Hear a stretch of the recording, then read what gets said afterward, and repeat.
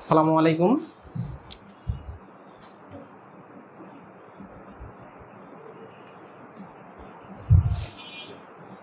আচ্ছা, বোর্ড কি ক্লিয়ার দেখা যায়?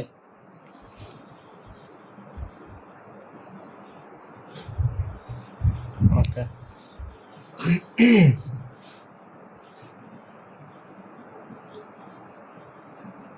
তো আমি আপনাদের এই ডিজিটাল ইলেকট্রনিক্স এই কোর্সটা কন্ডাক্ট করব। এই কোর্সে টোটাল 4টা অধ্যায় আছে। প্রথম অধ্যায়টা হচ্ছে আমাদের নাম্বারিং সিস্টেম। তো এই অধ্যায়টাতে আমরা বিভিন্ন ধরনের নাম্বারগুলো নিয়ে আলোচনা করব। তারপরে সেই নাম্বারগুলোর মধ্যে কনভার্সন দেখব, তারপরে ওই নাম্বারগুলোর মধ্যে যোগ দেখব, বিয়োগ দেখব, তারপরে সাইন নাম্বার দেখব। তো এই এই টপিকগুলো দেখব হচ্ছে আমরা প্রথম অধ্যায়টাতে। তারপর সেকেন্ড যে অধ্যায়টা, এখানে হচ্ছে আমরা বিভিন্ন ধরনের যে লজিক গেটগুলো আছে এই গেটগুলো নিয়ে আলোচনা করব। তারপরে বুলিয়ান ফাংশন দেখব, বুলিয়ান অ্যালজেব্রা দেখব, তারপরে বুলিয়ান অ্যালজেব্রা অ্যাপ্লাই করে কিভাবে একটা বুলিয়ান ফাংশনকে সিম্পলিফাই করা যায় সেটা দেখব। তারপরে কার্নো ম্যাপের সাহায্যে কিভাবে একটা বুলিয়ান ফাংশনকে সিম্পলিফাই করা যায় এইগুলো দেখব হচ্ছে আমরা এই 2 নাম্বার অধ্যায়টাতে। তো এই অধ্যায়টা আপনাদের জন্য মোস্ট ইম্পর্টেন্ট। তো আপনারা দেখবেন যে প্রিভিয়াস ইয়ারের যদি কোশ্চেন দেখেন তো দেখবেন যে এই অধ্যায় থেকে মোটামুটি ভালো লেভেলের কোশ্চেন হয়ে থাকে। তারপরে থার্ড যে অধ্যায়টা কম্বিনেশনাল লজিক সার্কিট। তো এখানে আমরা কম্বিনেশনাল যে সার্কিটগুলো আছে সেইগুলো সম্পর্কে আলোচনা করব। তো কম্বিনেশনাল সার্কিটের মধ্যে কি কি আছে? আছে হচ্ছে অ্যাডার, তারপরে আছে হচ্ছে সাবট্রাক্টর, তারপরে আছে হচ্ছে ইনকোডার,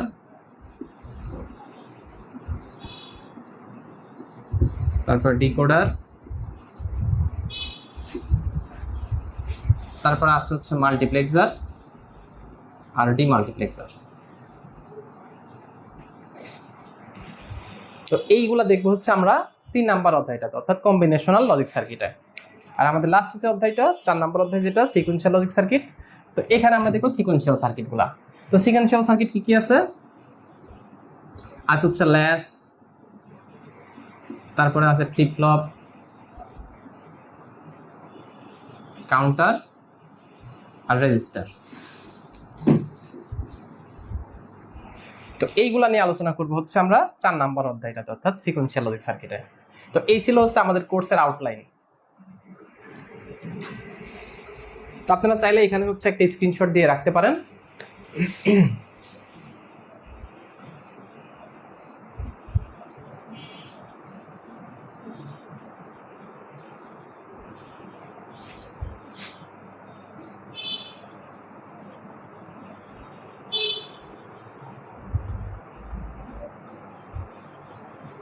আচ্ছা, মুছে দিব কি? একটু রেসপন্স করেন, রেসপন্স করলে আপনাদের আমার উভয়েরই সুবিধা হবে।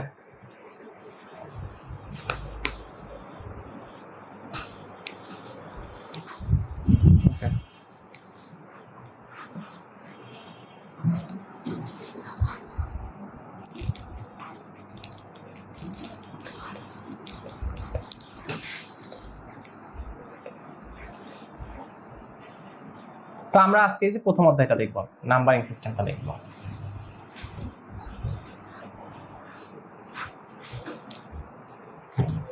তো যেহেতু আমরা ডিজিটাল ইলেকট্রনিক্স পড়তেছি, তাহলে আমাদের ফার্স্টে জানতে হবে ডিজিটাল ইলেকট্রনিক্সটা কি।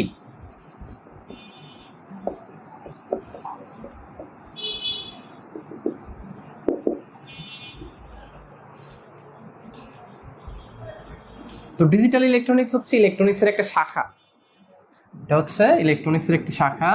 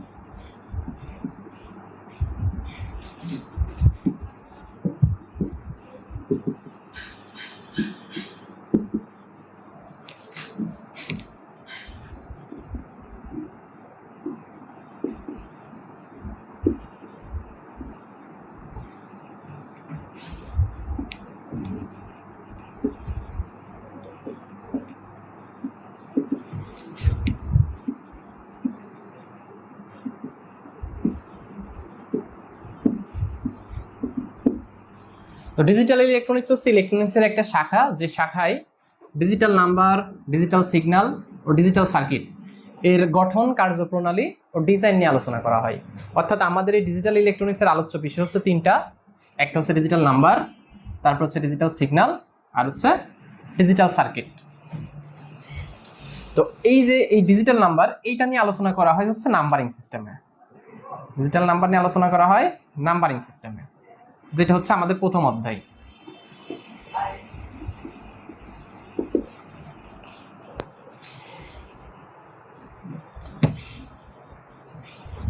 তো নাম্বারিং সিস্টেম কি?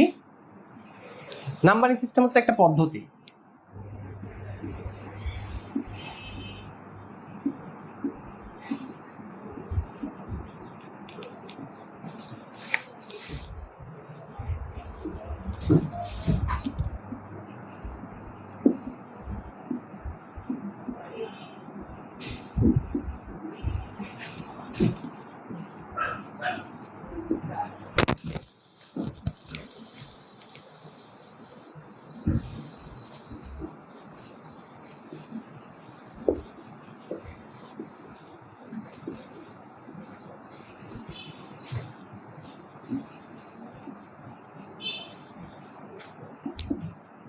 নাম্বারিং সিস্টেম হচ্ছে একটা পদ্ধতি যার মাধ্যমে সংখ্যাকে লেখা যায়, প্রকাশ করা যায় এবং গণনা করা যায়। তো নাম্বারিং সিস্টেমের আবার দুইটা ক্যাটাগরি আছে। প্রথম ক্যাটাগরি যেটা, এটা হচ্ছে আমাদের পজিশনাল নাম্বারিং সিস্টেম। তো নাম্বারিং সিস্টেমকে আমি শর্টে এনএস লিখলাম। হ্যাঁ, আরেকটা আছে হচ্ছে নন পজিশনাল নাম্বারিং সিস্টেম। নন পজিশনাল নাম্বারিং সিস্টেম। তো নাম্বারিং সিস্টেম হচ্ছে দুই ধরনের, একটা হচ্ছে পজিশনাল নাম্বারিং সিস্টেম আর একটা হচ্ছে নন পজিশনাল নাম্বারিং সিস্টেম। তো এখন আমরা দেখব কোনগুলা পজিশনাল, কোনগুলা নন পজিশনাল। আপনারা চাইলে এখানে একটা স্ক্রিনশট দিয়ে রাখতে পারেন।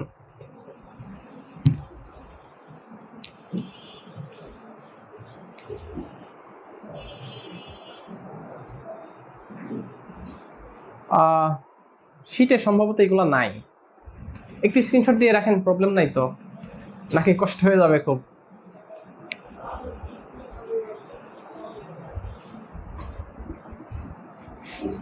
ঠিক আছে, মুছে দিলাম। হ্যাঁ,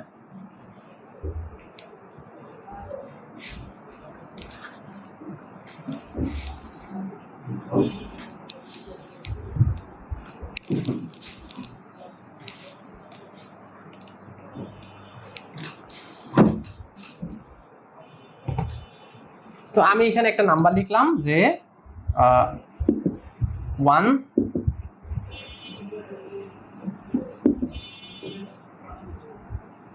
এটা লিখছি, বা এখানে একটা 0 দিয়ে দিলাম।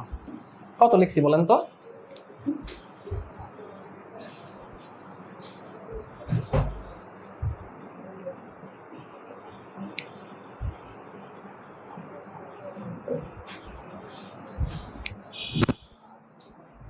আচ্ছা, 0টা এখান থেকে মুছে দিলাম। তো এখানে আমরা এটাকে কি বলতেছি, যে 111, অথবা আমরা বলতে পারি কি এটা হচ্ছে 111, তাই না? তো এই যে 111, এটাকে আমরা ডিরেক্ট কখন বলতে পারি? যখন আমরা ধরি যে এই 1টা আছে কোথায়? এককের ঘরে।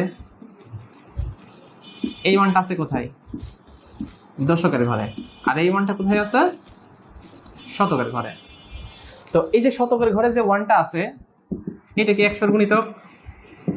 দশকের ঘরেরটা 10-এর, আর এককের ঘরে যেটা আছে এটা হচ্ছে 1-এর গুণিতক।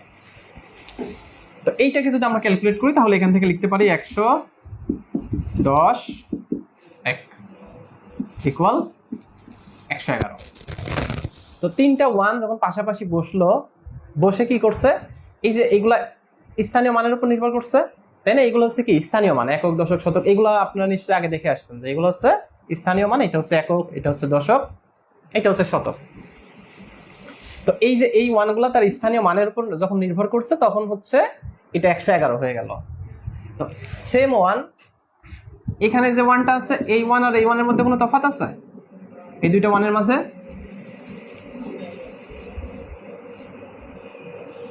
একটু রেসপন্স করেন।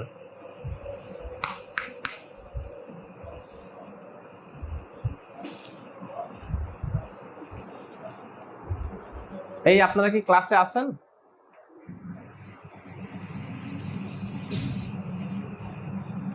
আচ্ছা আমি বলছি যে এই যে A1 আর A1, A1 আর A1 দুইটা ওয়ানের মধ্যে কোনো তফাৎ আছে? হ্যাঁ, এইটা 1 এইটা 1, কিন্তু এই 1টা কি শুধুই 1 আর এই 1টা কত 10 এর গুণিতক, এই 1টা হচ্ছে কি 10, আবার এই 1টার কথা যদি বলি এটা হচ্ছে কি 100 এর গুণিতক। তো এই 1টা শুধুই 1, এই 1টা কি 100। তো এই যে একই 1 তার পজিশনের কারণে কি হয়ে যাচ্ছে, ভিন্ন ভিন্ন মান এখানে শো করতেছে, যে এইটা হচ্ছে এককের ঘরে থাকার কারণে শুধুই 1, এইটা শতকের ঘরে আছে বিধায় কি এটা হচ্ছে 100। তো এই যে এই স্থানীয় মানের উপর যখন নির্ভর করছে তিনটা 1, এই মানের উপর নির্ভর করে গঠিত হলো কি 111। এটা কি বুঝতে পেরেছেন?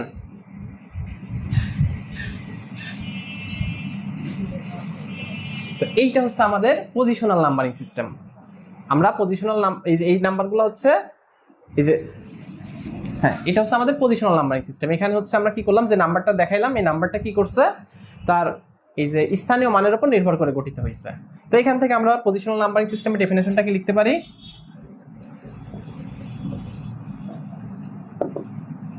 যে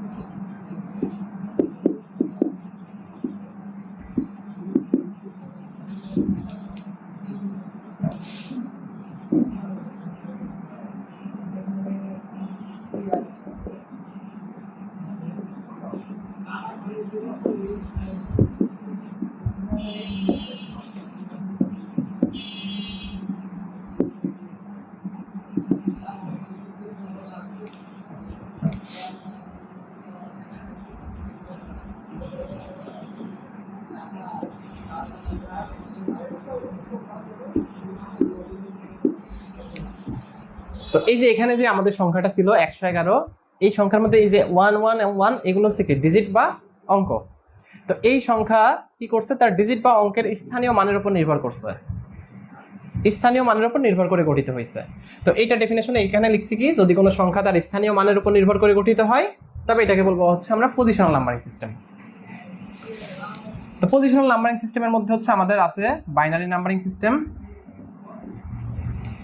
তারপরে আছে হচ্ছে অক্টাল, তারপরে আছে হচ্ছে ডেসিমাল, তারপরে হেক্সাডেসিমাল।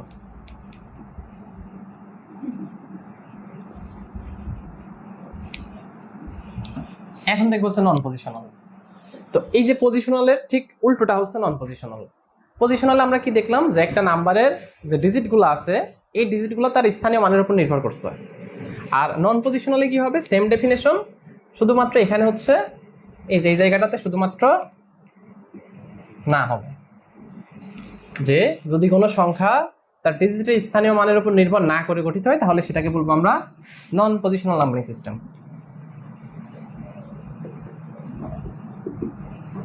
এটা কি বুঝতে পেরেছেন? তো নন পজিশনাল নাম্বারিং সিস্টেমের মধ্যে আছে হচ্ছে টালি, তারপর আছে কি রোমান নাম্বার, আর অনেকগুলো আছে। তো টালিতে আমরা কিভাবে কাউন্ট করি, টালিতে হচ্ছে আমরা এক কাউন্ট করার জন্য কি একটা দাগ দিই, তাই না? 2 এর জন্য কি করি, 2টা দাগ দিই, 3 এর জন্য 3টা দাগ, 4 এর জন্য 4টা দাগ, 5 এর জন্য 5টা, 6 এর জন্য এরকম 6টা দাগ, এইভাবে কাউন্ট করি, তাই না? তো এই যে এখানে আমরা যদি এই নাম্বারটার কথা বলি, এই দাগের ভ্যালু কত, এই যে এই দাগের ভ্যালু কত দেখতে পাচ্ছেন আপনারা? এই 5 হবে কেন? হ্যাঁ 1, তাই না? পরের দাগের ভ্যালু কত, 1। অর্থাৎ এখানে প্রত্যেকটা, এই যে আমি যতগুলো দাগ টানছি প্রত্যেকটা দাগের ভ্যালু হচ্ছে 1। তো এই যে এই দাগ, এই প্রথম দাগ আর শেষের দাগের মধ্যে কোনো তফাৎ আছে? এটার ভ্যালু কত 1, এটার ভ্যালু কত 1। তো এখানে কি কোনো স্থানীয় মান আছে? যেমনটা পূর্বে দেখছিলাম, এই যে এখানে কিন্তু কোনো স্থানীয় মান নাই। তো এই রকম যে যদি কোনো সংখ্যা এই যে তার সিম্বল বা ডিজিটের স্থানীয় মানের উপর নির্ভর না করে গঠিত হয়, তাহলে এইগুলাকে বলবো হচ্ছে আমরা নন পজিশনাল নাম্বারিং সিস্টেম। তো নন পজিশনাল নাম্বারিং সিস্টেমের মধ্যে আছে হচ্ছে টালি, রোমান নাম্বার। তো আমাদের হচ্ছে এই নাম্বারিং সিস্টেমের যেটা আলোচ্য বিষয় সেটা হচ্ছে পজিশনাল নাম্বারিং সিস্টেমগুলো, অর্থাৎ এই যে বাইনারি, অক্টাল, ডেসিমাল, হেক্সাডেসিমাল, এইগুলো আমরা এই নাম্বারিং সিস্টেমের এই অধ্যায়টাতে দেখব। এই পর্যন্ত কি সবাই বুঝতে পেরেছেন?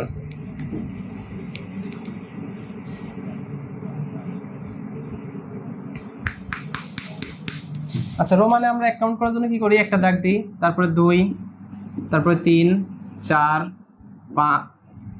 5, তারপরে 6, তারপরে 7, এইভাবে কাউন্ট করি, তাই না? তো এখানে এই যে আমরা কি জানি, রোমানের ক্ষেত্রে যে ভি যেটা, এটার ভ্যালু কত? 5, তাই না? আর এই যে যেগুলা হচ্ছে যে নর্মাল দাগ, এগুলোর ভ্যালু হচ্ছে 1।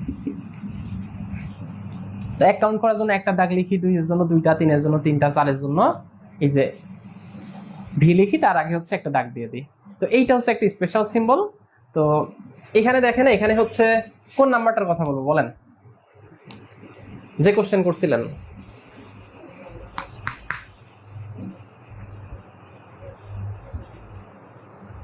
বলেন, আপনি বলেন, আমি তো এইটার কথা বলবো, এটা তো আমার জন্য ইজি। আপনার কোনটা প্রয়োজন সেটা বলেন। 8, আচ্ছা। তো এখানে দেখেন, এখানে হচ্ছে কি, এই যে এটার ভ্যালু কত জানি আমরা, এই যে এখানে বলছি যে ভি এর ভ্যালু হচ্ছে 5। তো 5 এর পরে যে কয়টা দাগ থাকবে, 5, 6, 7, 8।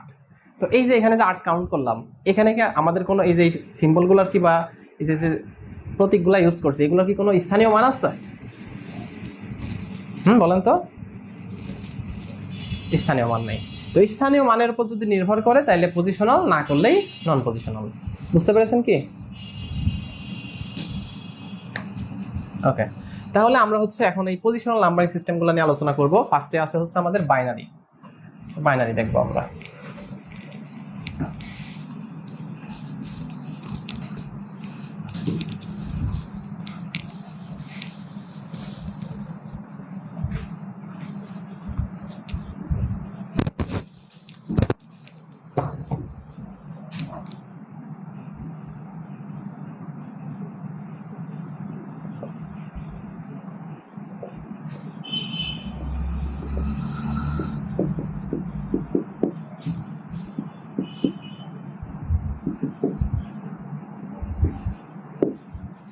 তো এই যে বাইনারি দ্বারা আমরা বুঝি যার দুইটা অবস্থা আছে। তো আমাদের এই বাইনারি নাম্বারটা দুইটা ডিজিট 0 আর 1 নিয়ে গঠিত। তো এখান থেকে আমরা বাইনারির বেস বলতে পারি 2। এখন বেস কি বলেন তো? বেস ধারণা আছে আপনাদের?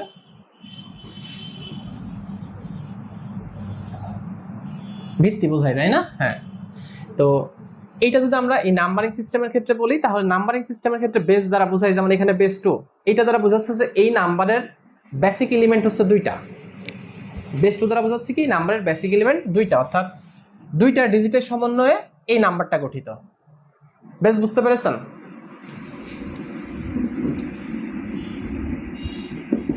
তারপর আমরা দেখবো হচ্ছে রেঞ্জ। তো রেঞ্জ বলতে আমরা কি বুঝি?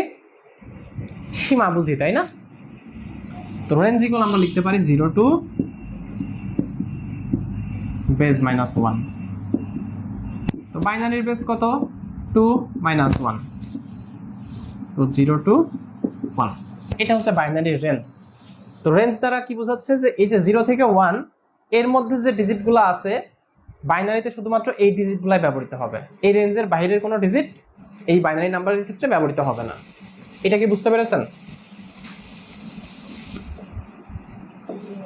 তো আমি এখানে একটা বাইনারির এক্সাম্পল লিখলাম যে হচ্ছে 1 0 1 2 1 3 0 4 5 1। ঠিক আছে? আমাদের বাইনারি নাম্বারটা কি ঠিক আছে? ঠিক নাই, তাই না? কেন ঠিক নাই? বলেন তো। হ্যাঁ, তো এই যে এখানে আমরা দেখলাম যে আমাদের বাইনারির রেঞ্জ হচ্ছে, হ্যাঁ আমরা দেখলাম যে বাইনারির রেঞ্জ হচ্ছে কি 0 to 1।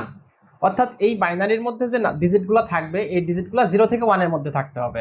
তো এই যে 3 আমি লিখছি, এটা কি 0 থেকে 1 এর মাঝে আছে? নাই, তাহলে 3টা কখনোই বাইনারির মধ্যে ব্যবহৃত হবে না। 2 আছে? নাই, 2 বাইনারিতে থাকবে না, 4 থাকবে না, 5 থাকবে না। বুঝতে পেরেছেন কি?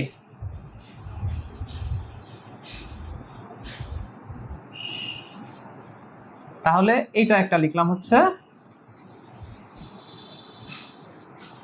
এটা একটা বাইনারি নাম্বার লিখলাম।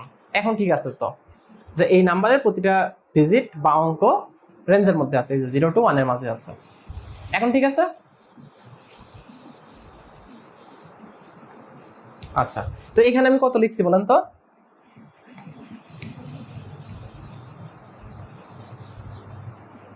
বা আমি এটা মুছে দিই, আরো শর্ট করে দিই। কত লিখছি এখানে? 110। আচ্ছা, তো এইটাকে কি 110 বলা যাবে না? এই 110টাকে কি 110 বলা যাবে? কেন বলা যাবে না? তো আপনি 110 মানে 110 কিভাবে লিখেন বলেন তো? 110 লেখার কি অন্য কোনো ওয়ে আছে? তাহলে এটাকে কেন 110 বলা যাবে না বলেন? এটা যে বাইনারিতে আছে আপনি কিভাবে বুঝলেন?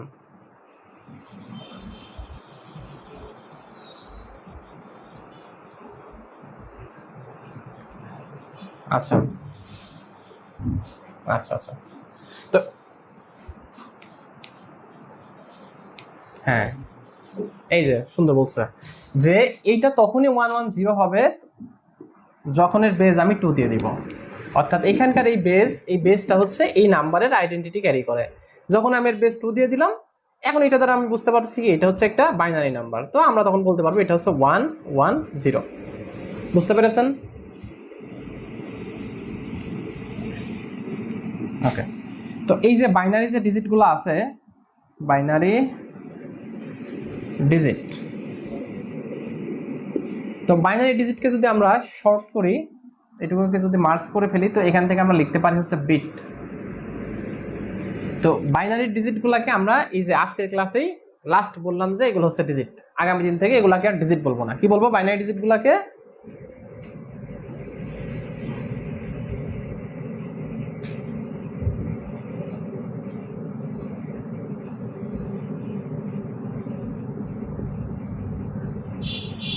বাইনারির প্রতিটি স্বতন্ত্র,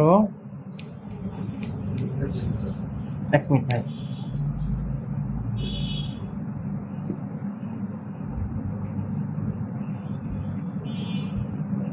বাইনারির প্রতিটা স্বতন্ত্র ডিজিটকে বিট বলে। তো আমরা এই যে বাইনারি ডিজিটকে আর ডিজিট বলবো না, এখন থেকে হচ্ছে বিট বলবো। ঠিক আছে? আচ্ছা, লিংক চেঞ্জ হবে। হ্যাঁ, সবাই আবার নতুন করে জয়েন করেন।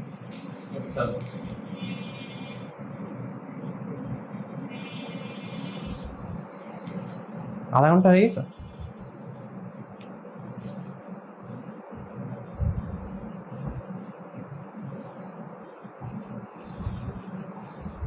পার্টিসিপেন্ট কেমন আছে?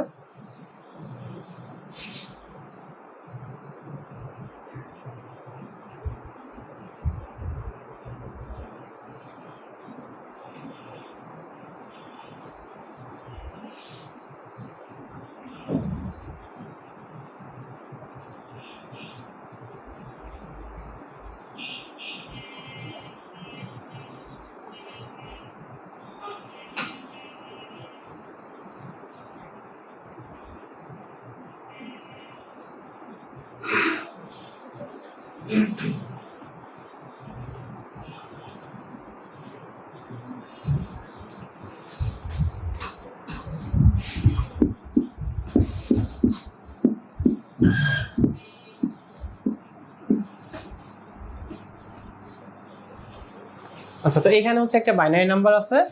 তো এখানে এই বাইনারির পাশাপাশি 4টা বিটকে বা বাইনারি ডিজিটকে আমরা বলবো হচ্ছে 1 নিবল। 4 বিট ইকুয়াল আমরা লিখতে পারি 1 নিবল। পাশাপাশি 8টা বিটকে একসাথে বলবো 1 বাইট। 16 বিট মিলে গঠিত হবে 1 ওয়ার্ড। তো এগুলো একটু দেখে রাখতে পারেন, এমসিকিউ আকারে অনেক সময় এসে থাকে।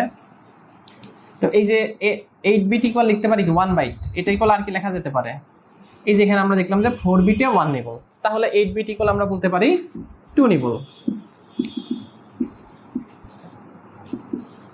তারপরে 1 ওয়ার্ড ইকুয়াল লিখতে পারি হচ্ছে 2 বাইট 4 নিব। তো এই ছিল হচ্ছে বাইনারি নাম্বার নিয়ে আলোচনা। কারোর কোনো কোয়েরি থাকলে বলতে পারেন।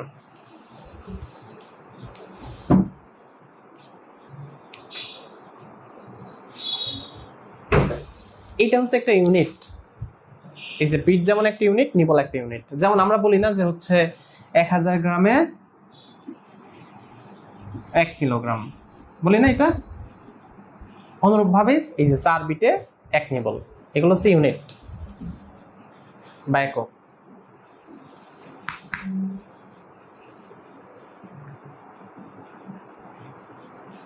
আচ্ছা, আগে আর কোনো কোশ্চেন আছে?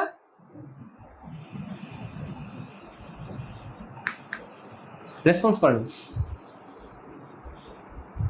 ওকে, তাহলে আমাদের এই ছিল হচ্ছে বাইনারি নাম্বার নিয়ে আলোচনা। এখন হচ্ছে আমরা দেখব অক্টাল। তো আপনারা কি এখন একটা বাইনারি নাম্বার দেখলে চিনতে পারবেন?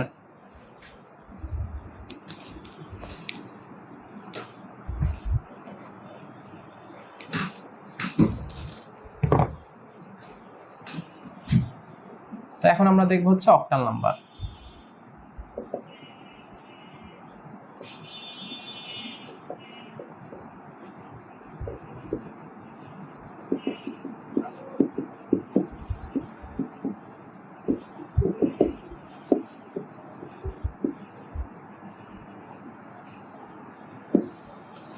তো এই অক্টাল শব্দটা এসেছে হচ্ছে অক্টা থেকে, যেটা দ্বারা বোঝা হচ্ছে 8। অক্টাল নাম্বারটা 8টা ডিজিট, 0 থেকে 7 নিয়ে গঠিত। তাহলে এখান থেকে অক্টালের বেজ আমরা কত বলতে পারি?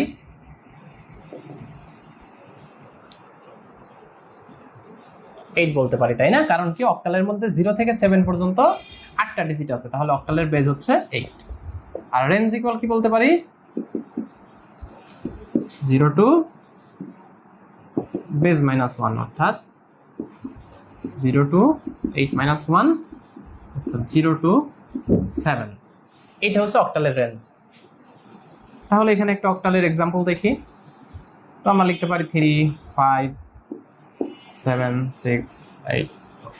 ঠিক আছে, এটা একটা অক্টাল নাম্বার। বেজও দিয়ে দিলাম, মনে করেন বেজ হচ্ছে 8। ঠিক আছে কি?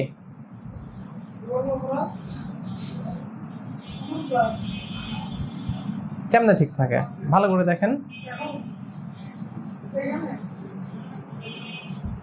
8 থাকা যাবে না? অক্টাল 8 না থাকলে কেমন হলো?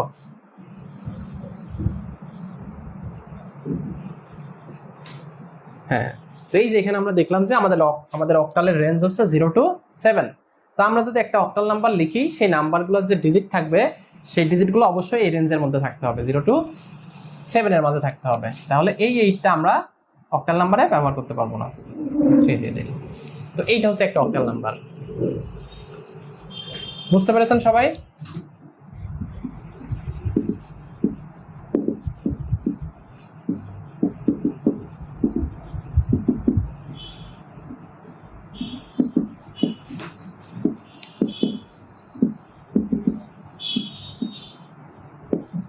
তো এখন আমরা দেখবো হচ্ছে ডেসিমাল।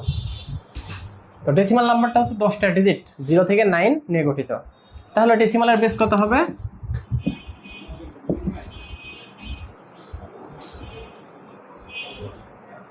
10 হবে, তাই না?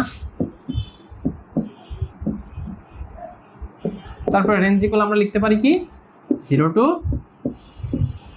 বেস -1, অর্থাৎ 0 টু 10 - 1, অর্থাৎ 0 টু 9।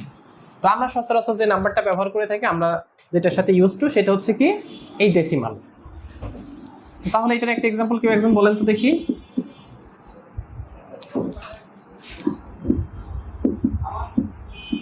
এইটা হচ্ছে একটা ডেসিমাল নাম্বার।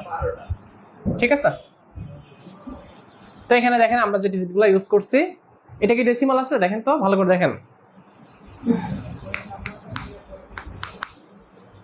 আছে তাই না? তো তো আমরা দেখতে পাচ্ছি এখানে যে ডিজিটগুলো আছে এগুলো কি সবগুলা ডেসিমালের যে রেঞ্জ 0 to 9 এই রেঞ্জের মধ্যে আছে। তো এইটা নিয়ে আমরা আর বেশি দেখবো না, কারণ এইটা সম্পর্কে মোটামুটি আমরা খুব ভালো জানি, আমরা এগুলাই ব্যবহার করে থাকি।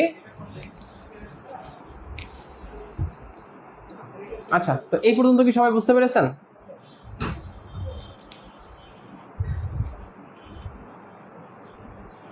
ওকে, তাহলে আমরা এখন লাস্ট আমাদের যে নাম্বারটা আছে হেক্সাডেসিমাল ওইটা দেখব।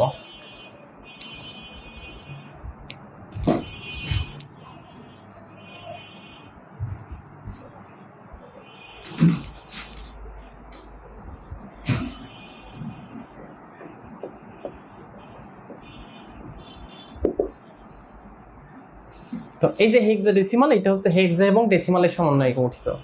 তো হেক্সা দ্বারা আমরা কি বুঝি বা কত বুঝি? বলেন তো। 6, তাই না? হ্যাঁ, হেক্সা দ্বারা বুঝি হচ্ছে আমরা 6, আর ডেসিমাল দ্বারা বুঝি হচ্ছে 10। তো 6 10 হচ্ছে 16। তো আমাদের এই হেক্সাডেসিমাল এই নাম্বারটা হচ্ছে 16টা ডিজিট নিয়ে গঠিত, 0 থেকে 15 পর্যন্ত 16টা ডিজিট নিয়ে গঠিত। তাহলে এর বেস কত হবে?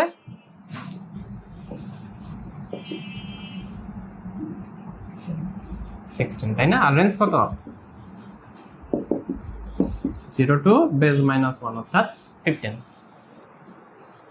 তো আমাদের হেক্সাডেসিমালের বেসিক এলিমেন্ট হচ্ছে 0 1 2 3 4 5 6 7 8 9 10 11 12, এগুলো হচ্ছে হেক্সার বেসিক এলিমেন্ট। তো এখানে আমি একটা নাম্বার লিখলাম যে 9, এইটা হচ্ছে একটা হেক্সাডেসিমাল নাম্বার, এটা বলে দিলাম। তো এখানে কত লিখছি বলেন তো?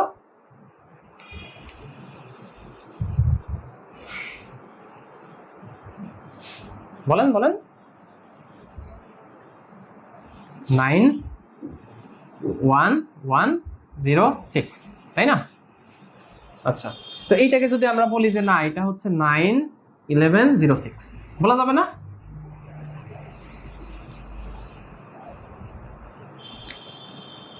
বলা যাবে, তাই না? তো আমি এখন বললাম যে না এটা হচ্ছে 9 1 10 6, বলা যাবে? সেটাও বলা যাবে, তাই না?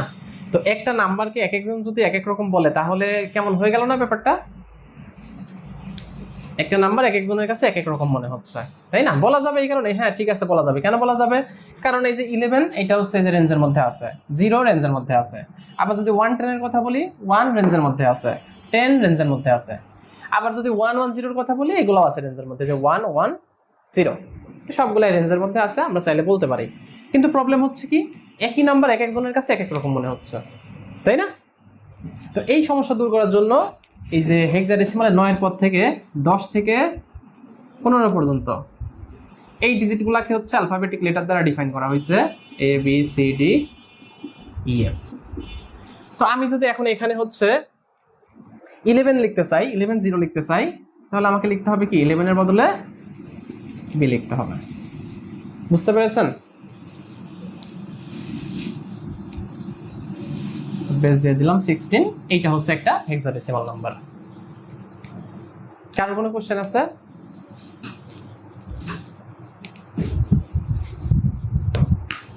ওকে, তাহলে আমাদের যে এই যে পজিশনাল 4টা নাম্বার ছিল, এই 4টা নাম্বারের বেসিক আলোচনা মোটামুটি শেষ। যদি কারো কোনো কোশ্চেন থাকে এখনো বলতে পারেন, তো আমরা সামনে আগাবো।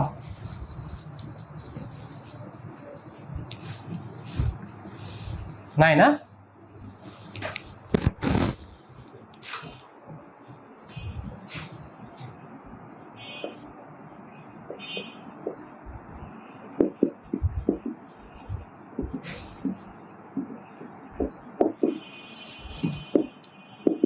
তো এখন আমরা দেখবো হচ্ছে এমএসবি।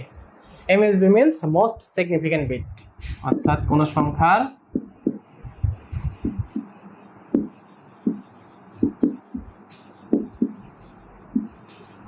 সর্ববামের বিটকে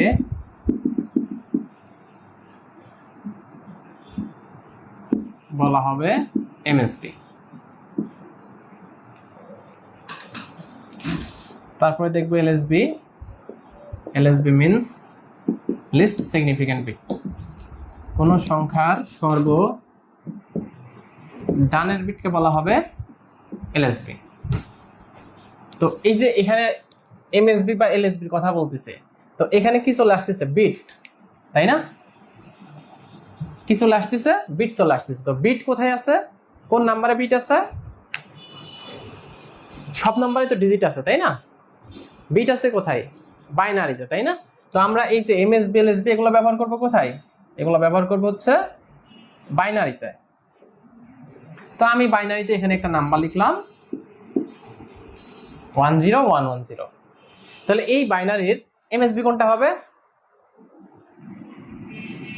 কোন ওয়ান? এইটা 0 হবে কেন?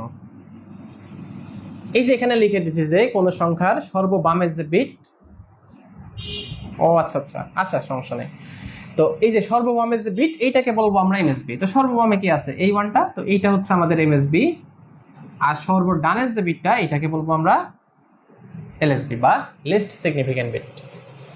বুঝতে পেরেছেন? তো এইটা তো আমরা দেখলাম বাইনারির জন্য। তো বাকি যে তিনটা নাম্বার আছে, অক্টাল, ডেসিমাল, হেক্সাডেসিমাল, ওইগুলাতে তো আর বিট নাই, আছে? তাহলে ওইগুলোর জন্য কি হবে?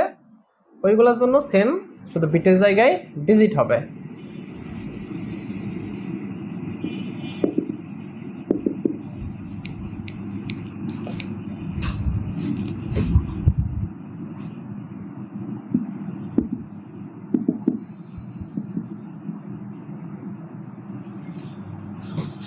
তো এখানে একটা নাম্বার লিখলাম যে 9176, এইটা একটা ডেসিমাল নাম্বার। তো এই নাম্বারের ক্ষেত্রে এমএসডি কোনটা হবে? এই যে সর্ববামের যে ডিজিটটা, এইটা। আর এলএসডি হবে সর্বডানের ডিজিটটা। তো এমএসবি, এলএসবি, এমএসডি, এলএসডি এগুলা কি বোঝা গেছে?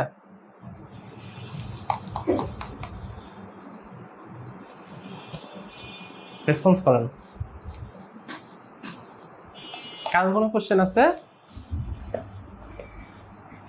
কারোর কোনো কোশ্চেন আছে?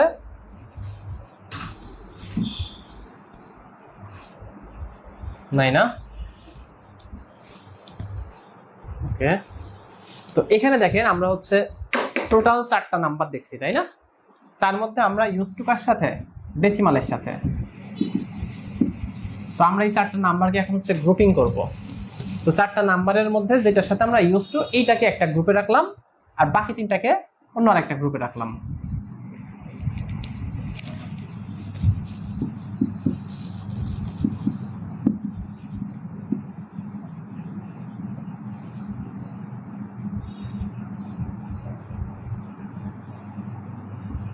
এইগুলোর সাথে মোটামুটি আমরা একটু অপরিচিত, এগুলাকে রাখছি একটা গ্রুপে, আর এইটাকে রাখছি একটা গ্রুপে। তো এখন আমরা এই যে একটা নাম্বার থেকে আর একটা নাম্বারের কনভার্সন দেখব। এই যে ডেসিমাল আছে, আমরা দেখব ডেসিমাল টু বাইনারি কনভার্সন। তো ডেসিমাল টু বাইনারি কনভার্সন আমরা যে প্রসেসে করব, সেম প্রসেসে আমরা ডেসিমাল টু অক্টাল কনভার্সন করব। সেম প্রসেসে ডেসিমাল টু হেক্সাডেসিমাল কনভার্সন করব।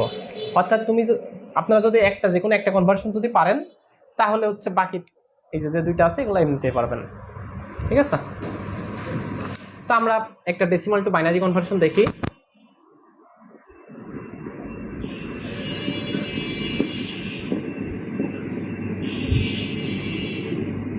তো আপনারা কেউ একজন একটা ডেসিমাল নাম্বার বলেন যেটাকে আমরা বাইনারিতে কনভার্ট করব, বলেন।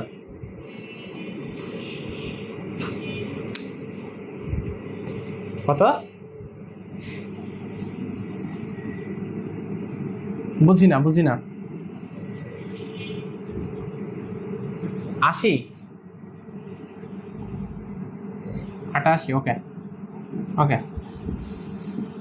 তো একজন বলছে এটা হচ্ছে একটা ডেসিমাল নাম্বার দেওয়া আছে, এটাকে বাইনারিতে কনভার্ট করার জন্য। তো ডেসিমাল টু বাইনারি কনভার্সনের সময়, বা ডেসিমাল টু অক্টাল বা ডেসিমাল টু হেক্সাডেসিমাল কনভার্সনের সময়, এই যে নাম্বারে আমরা যে নাম্বার থেকে যে নাম্বারে যাব, যেমন এখানে আমরা ডেসিমাল থেকে বাইনারিতে যাচ্ছি, তো বাইনারির এই বেসটা দ্বারা এই ডেসিমাল নাম্বারটাকে ভাগ করব। কি করব? বাইনারির এই বেস দ্বারা এই ডেসিমালকে ভাগ করব। তো বাইনারি বেস কত 2 আছে, 2 দ্বারা এই ডেসিমালটাকে ভাগ করব। তো কতক্ষণ ভাগ করব? যতক্ষণ আমাদের ভাগফলটা শূন্য না হয়। তাহলে ভাগ করি। তো ভাগ করলে কত হয়? 44। ভাগশেষ কত? 0। ভাগশেষটাকে সাইডে নোট করে রাখলাম। তো যেহেতু আমাদের ভাগফলটা শূন্য হয়নি, তাহলে কি করব? এটাকে আবার বেস দ্বারা ভাগ করব। তাহলে 22 দুগুণে 44, ভাগশেষ 0। ভাগফল কি শূন্য হয়েছে? না, আবার বেস দ্বারা ভাগ করব। 11 দুগুণে 22, ভাগশেষ 0। ভাগফল শূন্য হয়েছে? না, আবার বেস দ্বারা ভাগ করব। 5 দুগুণে 10, ভাগশেষ 1। তারপরে 5কে আবার 2 দ্বারা ভাগ করি, তাহলে 2 দুগুণে 4, ভাগশেষ 1। এই 2কে আবার 2 দ্বারা ভাগ করব, তাহলে 2 1 কে 2, ভাগশেষ 0। এখন 1কে 2 দ্বারা ভাগ করতে হবে। তো এটা আমরা এই পাশে একটু দেখি যে 1 হচ্ছে একটা ছোট নাম্বার, এটাকে একটা বড় নাম্বার দিয়ে ভাগ করতে হবে। তো এই 1কে 2 দ্বারা কি একবার ভাগ করা যাবে? যাবে না, তাই না? তাহলে আমরা ধরে নিলাম যে 0 বার যাবে। তো 2 শূন্যতে 0, ভাগশেষ হচ্ছে 1। তো এখান থেকে আমরা কি দেখলাম? যে কোনো ছোট সংখ্যাকে যদি আমরা বড় সংখ্যা দ্বারা ভাগ করি, তাহলে আমাদের ভাগফল হবে 0, ভাগশেষ হবে ছোট সংখ্যাটা। এখন মনে করেন আমরা হচ্ছে 4কে 7 দ্বারা ভাগ করব। তো 4কে 7 দ্বারা একবার যায়? যায় না, তার মানে 0 বার যায়। 7 শূন্যতে 0, ভাগশেষ 4। ওই যে ভাগশেষ ওই ছোট সংখ্যাটাই হচ্ছে। অনুরূপভাবে এখন আমরা এই 1কে 2 দ্বারা ভাগ করব। তো 1কে যদি 2 দ্বারা ভাগ করি, ভাগফল 0, ভাগশেষ হবে 1। এই যে ভাগফল 0 পেলাম, এখন আমরা থেমে যাব। বুঝতে পেরেছেন? আচ্ছা, এখন বলেন তো কেন এই যে বেস 2 দ্বারা এই ডেসিমালটাকে ভাগ করলাম? কেউ বলতে পারবেন?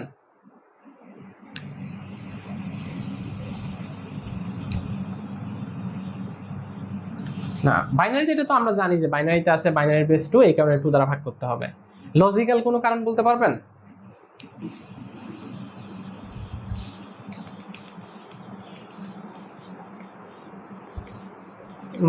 মোটামুটি, কিন্তু ক্লিয়ার হলো না। আচ্ছা, তো এখানে আমরা যদি বলি যে কোনো নাম্বারকে যদি আমরা 2 দ্বারা ভাগ করি, তাহলে আমাদের ভাগশেষটা কি হবে? হয় 0 হবে, নয়তো 1 হবে। এর বাইরে কিছু হবে? এই যে এখানে দেখেন আমরা হচ্ছে কি করছি, যে ভাগশেষগুলোকে সাইডে নোট করে রাখছি। তো ভাগশেষগুলো দেখেন তো 0 1 এর বাইরে অন্য কোনো কিছু হয়েছে? অন্য কোনো কিছু কিন্তু হয় নাই। তো এই যে 0 1 গুলো হচ্ছে আমাদের বাইনারির বেসিক এলিমেন্ট। এই কারণে আমরা বাইনারির বেস 2 দ্বারা এই ডেসিমালটাকে ভাগ করছি। বুঝতে পেরেছেন? তো এই যে ভাগশেষগুলোকে নোট করে রাখছিলাম, এগুলাকে এখন মার্ক করে ফেলি নিচের থেকে উপরের দিকে। যে নিচে থাকবে আমাদের এমএসবি, উপরে হচ্ছে এলএসবি।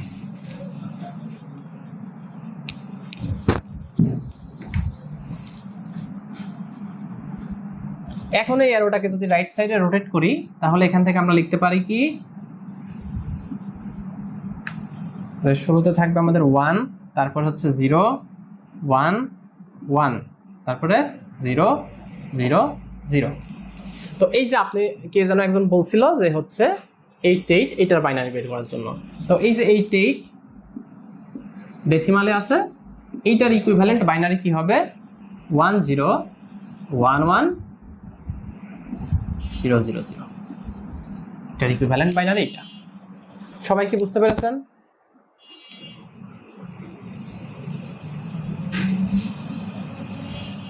Response please. ওকে, তো এখানে আমরা কি দেখলাম, যে একটা পূর্ণ সংখ্যা দেওয়া ছিল, ডেসিমালে একটা পূর্ণ সংখ্যা দেওয়া ছিল, এটাকে কিভাবে বাইনারিতে কনভার্ট করতে হয়। তো আমরা আগামী দিন দেখবো যে যদি ডেসিমালটা দশমিক থাকে, দশমিক যুক্ত সংখ্যা হয়, তাহলে এটাকে কিভাবে বাইনারিতে রূপান্তর করা যায়। যেমন ডেসিমালে আছে হচ্ছে এমন যে 60.25, এইটাকে বাইনারিতে রূপান্তর করতে হবে। তো এইটা কিভাবে করতে হয়, এগুলো আমরা আগামী ক্লাসে দেখব। আগামী ক্লাসে আমরা দেখবো ডেসিমালকে কিভাবে অক্টালে কনভার্ট করতে হয়, কিভাবে হেক্সাডেসিমালে, তারপরে এগুলা থেকে কিভাবে ডেসিমালে আসা যায়, তারপরে অক্টাল থেকে কিভাবে বাইনারিতে আসা যায়, বাইনারি থেকে কিভাবে অক্টালে, বাইনারি থেকে কিভাবে হেক্সাতে, হেক্সা থেকে কিভাবে বাইনারিতে, এই সবগুলো কনভার্সন আমরা আগামী দিন দেখব। ওকে, কারোর কোনো কোশ্চেন আছে? নাই। ওকে, এতক্ষণ ক্লাস করার জন্য ধন্যবাদ। আল্লাহ হাফেজ, আসসালামু আলাইকুম।